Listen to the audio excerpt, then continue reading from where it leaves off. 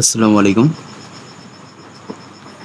রাষ্ট্রবিজ্ঞান বিভাগের অনার্স চতুর্থ বর্ষের যে মৌখিক পরীক্ষায় যে সমস্ত প্রশ্নগুলো সাধারণত রাষ্ট্রবিজ্ঞান সাবজেক্টের উপর ভিত্তি করেই করা হয়ে থাকে, সেই সমস্ত প্রশ্নগুলো নিয়ে আলোচনা করব। এখানে তোমার 50টি প্রশ্ন দিয়ে আছে। এটা প্রতি বছরই কিন্তু শুধু যে 2024 সালের যারা দেবে এটা যে শুধু তাদের সাজেশন তা না, এটা কিন্তু মনে করো রাষ্ট্রবিজ্ঞান বিভাগে যেটা ফাইনাল মৌখিক পরীক্ষা দেবে, এটা সবার জন্যই, অর্থাৎ প্রত্যেক শিক্ষাবর্ষের জন্যই কিন্তু এটা গুরুত্বপূর্ণ একটি সাজেশন। নিম্নে কিছু তোমার প্রশ্নটি এখানে আছে 50টি যে সংক্ষিপ্ত দেওয়া আছে, এই 50টি তুমি পড়বে, সেই সাথে তোমার যে সাবজেক্টগুলো আছে সেই সাবজেক্টে যে কোনো একটি সাবজেক্টের সম্পর্কে ভালো ধারণা নেবে। কারণ এখান থেকে প্রশ্ন করার পর এই সম্পর্কিত যে আমি যে প্রশ্নগুলো দিয়েছি এই সম্পর্কিত প্রশ্ন করার ফলে তুমি যদি না পারো, সেক্ষেত্রে তোমাকে প্রশ্ন করবে যে তুমি কোন সাবজেক্টটি তোমার পরীক্ষা লিখিত পরীক্ষা ভালো হয়েছে। এক্ষেত্রে স্যাররা সেই সাবজেক্টের উপরই ভিত্তি করে তোমাকে কিছু প্রশ্ন ধরবে। এখন মনে করো তোমার আধুনিক রাষ্ট্রচিন্তা তোমার ভালো হয়েছে, তাহলে আধুনিক রাষ্ট্রচিন্তায় যে সমস্ত বোর্ড প্রশ্নগুলো আছে সেগুলো তোমাকে কভার করতে হবে। অর্থাৎ যে সাবজেক্টটাই তোমার ভালো হয়েছে সেই সাবজেক্টে তুমি বোর্ড কোশ্চেনগুলো সম্পূর্ণ করে ফেলবে অতি সংক্ষিপ্ত। এরপরে দেখো এখানে প্রথমে 1 নম্বরে আছে যে রাষ্ট্রবিজ্ঞান কি। এটা সাধারণ একটি প্রশ্ন, এটা কিন্তু করে থাকে। রাষ্ট্র সম্পর্কে সর্বপ্রকার বিজ্ঞানসম্মত আলোচনাই হলো রাষ্ট্রবিজ্ঞান। এরপরে 2 নম্বর দেখো, 2 নম্বর রাষ্ট্রবিজ্ঞানী ইংরেজি প্রতিশব্দ কি। রাষ্ট্রবিজ্ঞানী ইংরেজি প্রতিশব্দ কি, এর উৎপত্তি কোন শব্দ থেকে। তাহলে রাষ্ট্রবিজ্ঞানে ইংরেজি প্রতিশব্দ হচ্ছে পলিটিক্যাল সায়েন্স। অনেকে আছে যে পলিটিক্যাল সায়েন্স যদি বানান লিখতে দেওয়া হয় তাহলে কিন্তু অনেকেই পারবে না। এক্ষেত্রে কিন্তু ভাইবা বোর্ডে কিন্তু তোমাকে কাগজ কলম ধরিয়ে দিয়ে যদি বলতেও পারে কিন্তু যে পলিটিক্যাল সায়েন্স এর এটি তুমি লেখো। এক্ষেত্রে পলিটিক্যাল সায়েন্স বানানটি, ইংরেজি বানানটি কিন্তু তোমরা সুন্দরভাবে দেখে নিও। এই শব্দ আছে গ্রিক শব্দ পলিটিস ও পলিস থেকে এসেছে, যেটা পলিটিক্স অর্থাৎ এখানে নগর ও রাষ্ট্র বোঝাচ্ছে। এরপরে 3 নম্বরে কাকে রাষ্ট্রবিজ্ঞানের জনক বলা হয়। কাকে রাষ্ট্রবিজ্ঞানের জনক বলা হয়, গ্রিক দার্শনিক অ্যারিস্টটল। এখানে বানানটা ভুল আছে, এই দিয়ে শুরু হবে, তোমরা দেখে নিও। এরপরে 4 নম্বর রাষ্ট্রবিজ্ঞান কি ধরনের বিজ্ঞান। গতিশীল, সামাজিক বিজ্ঞান। পলিটিক্স গ্রন্থের লেখককে অ্যারিস্টটল, অ্যারিস্টটলের আছে পলিটিক্স। আর দি রিপাবলিক প্লেটো। এখানে দেখো সহজভাবে মনে রাখার জন্য পলিটিক্সের প্রথমেই পি আছে, তাহলে প্রথমে পি থাকলে অ্যারিস্টটলের বিপরীত হবে, অর্থাৎ প্লেটো হবে। আর আছে দি রিপাবলিক, এখানে আছে পি আছে, সেক্ষেত্রে আছে বিপরীত হবে অ্যারিস্টটল, আর দি রিপাবলিক আছে প্লেটো। এভাবে তোমরা সহজভাবে কিন্তু একটু মনে রাখতে পারো। তারপরে আছে দ্য প্রিন্স গ্রন্থের লেখক ম্যাকিয়াভেলি। প্লেটো অ্যারিস্টটলের শিক্ষা প্রতিষ্ঠানের নাম কি। প্লেটোর আছে একাডেমি আর অ্যারিস্টটলের আছে লাইসিয়াম। রাষ্ট্রের উপাদান কয়টি ও কি কি।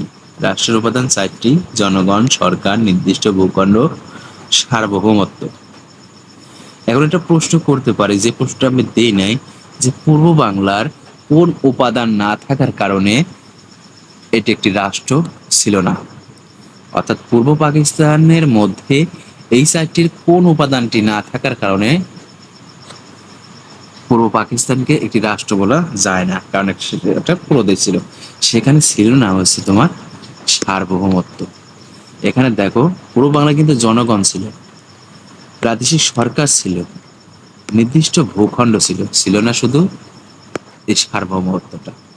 এই প্রশ্ন কিন্তু করতে পারে। এরপরে দেখো, রাষ্ট্রীয় মূলনীতি কয়টি ও কি কি? রাষ্ট্রীয় মূলনীতি 4টি: গণতন্ত্র, সমাজতন্ত্র, জাতীয়তাবাদ, ধর্ম নিরপেক্ষতা।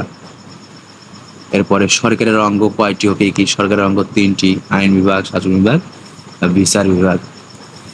এখন হচ্ছে তোমার এখানে প্রশ্ন, এই প্রশ্নে কিন্তু তোমাকে কনফিউজ করার জন্য কিন্তু করে থাকতে পারে, যেটা শাসন বিভাগ ও নির্বাহী বিভাগের মধ্যে পার্থক্য বলো। এটা কনফিউশন করার জন্য কিন্তু তোমাকে বলতে পারে। আসলে শাসন বিভাগ আর নির্বাহী বিভাগ একই বিভাগ। দেখো একটি এখানে লেখা আছে, দেখো শাসন বিভাগ সরকারের একটি অঙ্গ। আমরা জানি সরকারের যে অঙ্গ 3টা: আইন বিভাগ, শাসন বিভাগ আর বিচার বিভাগ। শাসন বিভাগ ও নির্বাহী বিভাগ একই বিভাগকে নির্দেশ করে, অর্থাৎ শাসন বিভাগও যা, নির্বাহী বিভাগও কিন্তু তাই। শাসন বিভাগের আরেক নামই হচ্ছে কিন্তু নির্বাহী বিভাগ। এরকম প্রশ্ন করেও কিন্তু তোমাকে কনফিউশন করতে পারে। এরপরে দেখো 13 নম্বর, আইনের 2টি উৎস লিখো: ধর্ম ও প্রথা। এছাড়া তুমি বিচারকের ডাক দিও, অর্থাৎ যে তোমার যে দুটো ভালো লাগে তুমি সেই দুটি দিবে। এরপরে সুশাসন কি? স্বচ্ছ জবাবদিহিমূলক শাসন ব্যবস্থা হচ্ছে সুশাসন। আমলা কারা? নির্দিষ্ট বেতনভুক্ত সরকারি কর্মকর্তা কর্মচারী। উপজেলায় প্রশাসনিক প্রধানকে? নির্বাহী অফিসার। আমলাতন্ত্রের জনককে? Max Weber. আইন ও মূল্যবোধের মধ্যে একটি পার্থক্য বলো। আইন অমান্য করলে শাস্তি পেতে হয়, কিন্তু মূল্যবোধের ক্ষেত্রে শাস্তি পেতে হয় না, এটাই। তারপরে আধুনিক রাষ্ট্রচিন্তার জনককে? Nicolás Machiavelli. আধুনিক যুগে ধর্ম থেকে রাজনীতি পৃথক করেছেন কে? Niccolo Machiavelli. আব্রাহাম লিঙ্কনের একটি গণতন্ত্রের সংজ্ঞা দাও। আব্রাহাম লিঙ্কনের গণতন্ত্রের সংজ্ঞা দাও, এটা কিন্তু খুবই ইম্পর্টেন্ট। রাষ্ট্রবিজ্ঞানে যারা আছে তারা চাকরির ক্ষেত্রেও যদি যে বলে যে আমি পলিটিক্যাল সায়েন্সে অনার্স করেছি, সেক্ষেত্রে কিন্তু তাদেরকে এই প্রশ্নটা কিন্তু করেই থাকে। যেটা আব্রাহাম লিঙ্কনের গণতন্ত্রের সংজ্ঞা হচ্ছে, তিনি বলেছেন যে government of the people, by the people, for the people. এটা খুবই ইম্পর্টেন্ট। 23 নম্বর, স্থানীয় সরকার কাকে বলে? স্বল্প আয়তন বিশিষ্ট জনসমষ্টির নির্বাচিত প্রতিনিধিদের নিয়ে যে সরকার ব্যবস্থা পরিচালিত হয় তাকে স্থানীয় সরকার বলে। স্বল্প আয়তন বিশিষ্ট জনসমষ্টিদের নিয়ে নির্বাচিত প্রতিনিধি নিয়ে যে সরকার পরিচালিত হয় সেটাই স্থানীয় সরকার। ইউনিয়ন পরিষদে নির্বাচিত সদস্যের সংখ্যা কতজন? 13 জন। এখানে যদি তোমার বিশ্লেষণ করতে বলে তাহলে হচ্ছে কি 9 জন, 9টি ওয়ার্ডের মেম্বার প্লাস 3 জন সংরক্ষিত, 3 জন হচ্ছে যে মহিলা, তাহলে হচ্ছে 9 আর 3 12, আর একজন হচ্ছে চেয়ারম্যান, তাহলে হচ্ছে 13। এরপরে দেখো সংসদীয় সরকার কি? সরকারের প্রত্যক্ষ ভোটে নির্বাচিত প্রতিনিধিদের নিয়ে যে সরকার ব্যবস্থা পরিচালিত হয় সেটা সংসদীয় সরকার বলে। আমার প্রশ্ন, বাংলাদেশের সরকার ব্যবস্থা কি? বাংলাদেশ সংসদীয় সরকার। এরপরে বাংলাদেশের সরকার প্রধানকে? প্রধানমন্ত্রী। বাংলাদেশের রাষ্ট্রপ্রধানকে? রাষ্ট্রপতি। ফরাইজি আন্দোলনের নেতৃত্ব দেন কে? হাজী শরীয়তুল্লাহ। কার নেতৃত্বে সিপাহী বিদ্রোহ হয় কত সালে? তোমরা জানো 1857 সালে মঙ্গল পাণ্ডের নেতৃত্বে।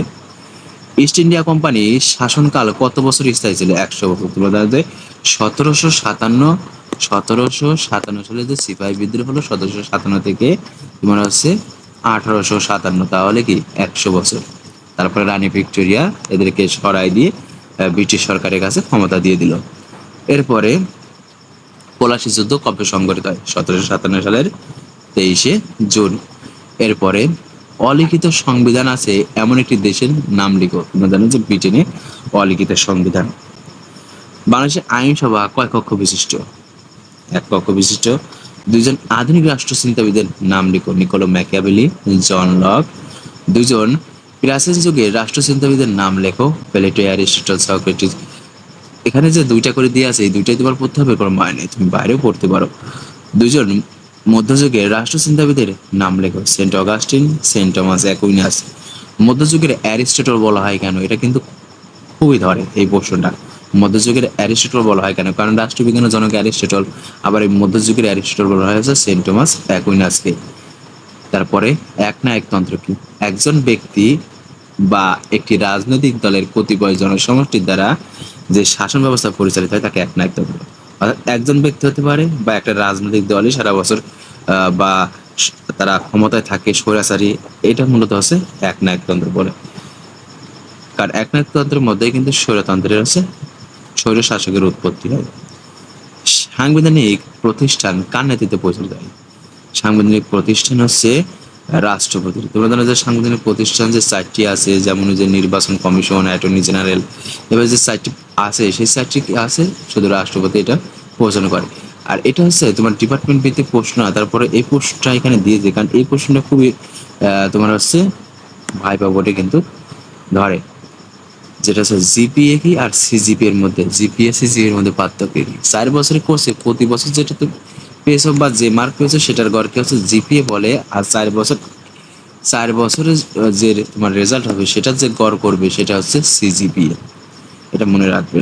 তারপরে মূল্যবোধ কি?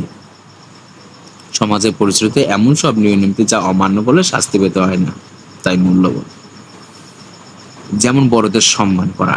তাহলে অনেক সময় দেখা যাচ্ছে আমরা রাগের মাথায় কিন্তু বড়দের দেখা আছে তুই করে অনেক কিছু বকেও ফেলি, বকা দিয়ে ফেলি।